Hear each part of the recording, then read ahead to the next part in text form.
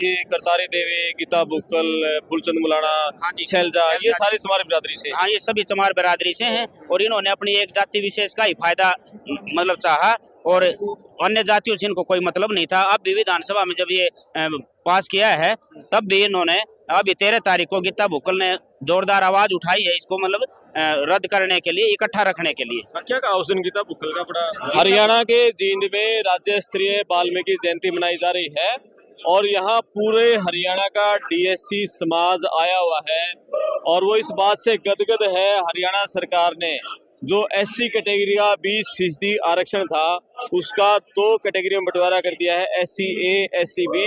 तो जो पूरा हरियाणा का डीएससी समाज है हजारों की संख्या में जींद के एकलव्य स्टेडियम में है। मेरे साथ बहुत सारे लोग हैं और जो 10% आरक्षण अलग अलग किया है 20% को 10-10%, तो क्या फायदा डीएससी समाज को इस वर्गीकरण से मिलेगा, इनसे बात करेंगे। नमस्कार।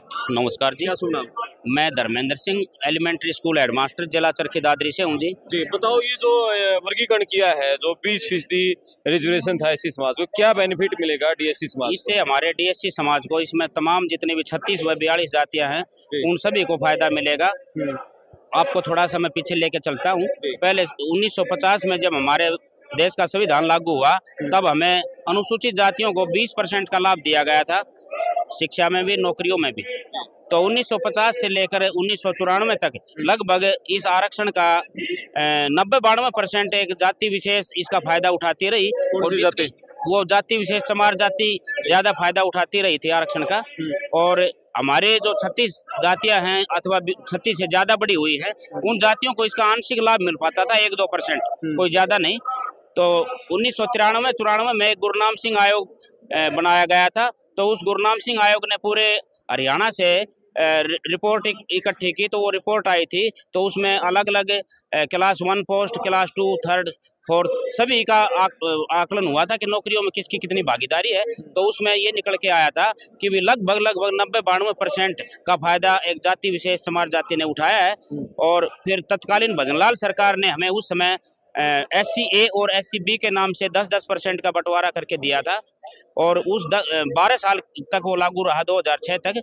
तो उस दौरान हमारी जो जितनी भी जातियां थी हमें आधा भर्ती जितनी निकलती थी आधा भाग मिलता था। जैसे 10,000 वैकेंसी है तो 2,000 का हिस्सा आता था शेड्यूल्ड कास्ट को। तो 2,000 में से 1,000 एससी ए को जाता था, जो हमारी तमाम जातियां हैं। जैसे हरियाणा पुलिस की है तो 1,000 जवान धानक, बाल्मीक, ओड, खटीक, बाजीगर, ढेया, सिकलीगर उन सभी जातियों के लगते थे और 1,000 लगते थे चमार जाति के। और उस समय जब भजनलाल भूपेंद्र हुड्डा की सरकार बनी तो हरियाणा हाईकोर्ट ने एक फैसला दिया था।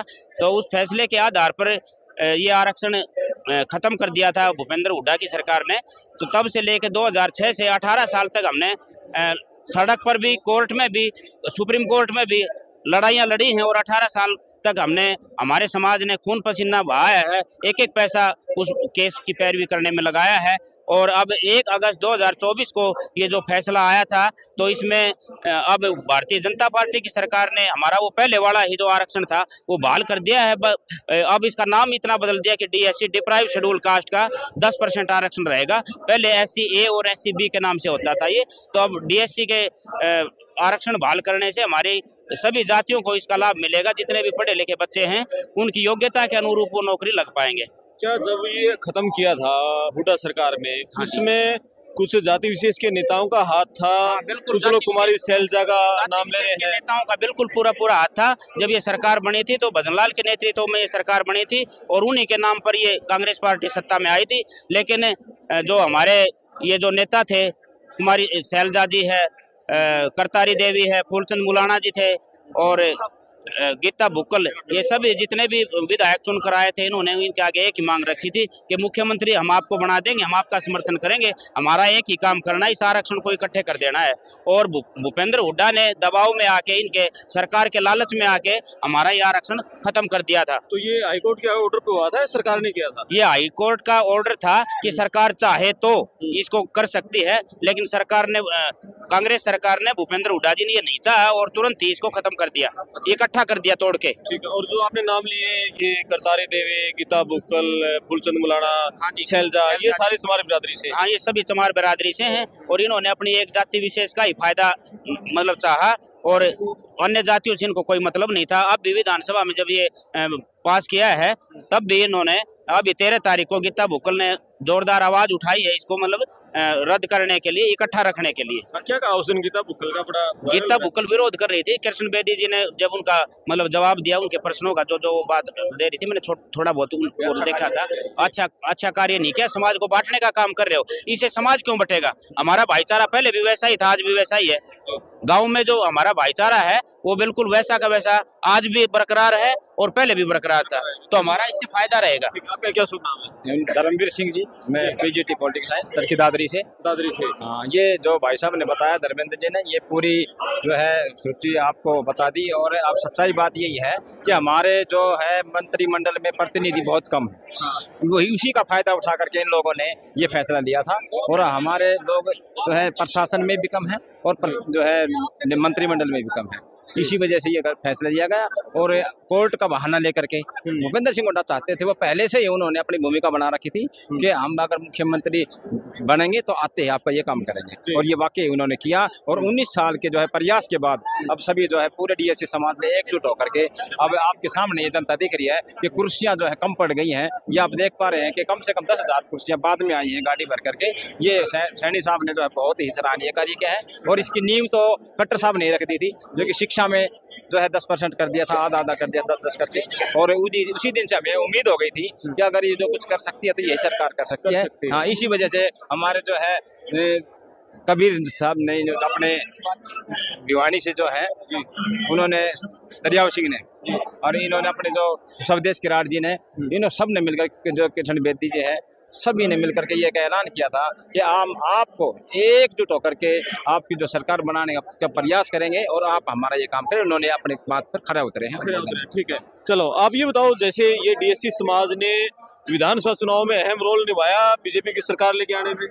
जी हाँ, बहुत बड़ा रोल निभाया सर। और ये जो कांग्रेस सरकार है इसने पूरा ऐसा प्रोपेगेंडा बनाया हुआ था सबके सामने, खास करके शैलजा ने ऐसा माहौल बना रखा था कि हमारी एक तरफा सरकार आएगी और वो तो एक तरफा ये समझो कि अपना मुख्यमंत्री तक का दावा कर रही थी।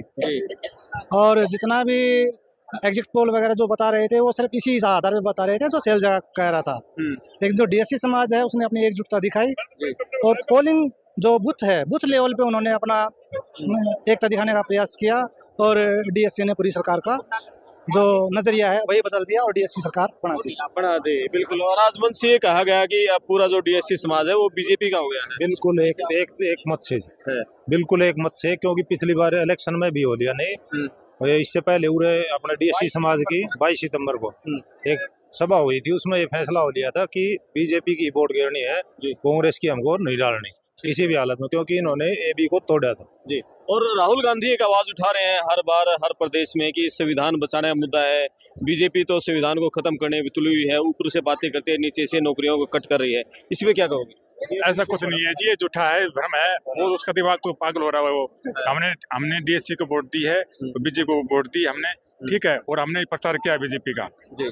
मैं अपने रेवाड़ी से बिलोंग करता हूँ। रेवाड़ी जो एमएलए लक्ष्मण सिंह यादव जी हैं और अपने अनिल जी हैं, उन्होंने दिन रात प्रचार किया, हमने बीजेपी वोट किया है सिर्फ 80 के लिए जी। हाँ जी, इसे वर्गीकरण के लिए किया, वर्गीकरण के लिए सिर्फ। चलो बहुत बढ़िया। और ये थे डीएससी समाज के कुछ लोग, इन्होंने कहा कि अब जो वर्गीकरण हुआ है एससी कैटेगरी का, जो 20% आरक्षण था, जो 10-10% हुआ है, उसके बाद ही जो वंचित जातियां हैं, वाल्मीकि हैं, दानक हैं, खटीक हैं, और इन सबको सरकारी नौकरियों में उनका उचित प्रतिनिधित्व मिल पाएगा। और इन्होंने जो हरियाणा में जो चमार बिरादरी के बड़े नेता हैं, फूलचंद मुलाना, कुमारी शैलजा, करतारी देवी, गीता बुक्कल, आरोप लगाया कि इन लोगों ने ही जो ये वर्गीकरण था ये खत्म करवाया था 2006 में। अब दोबारा बहाल हुआ है तो वंचित जातियों को पूरा लाभ मिलेगा। आप अपने कमेंट्स लिखें, वीडियो को शेयर करें, चैनल को सब्सक्राइब करें। मैं आपका दोस्त क्रमपाल, धन्यवाद।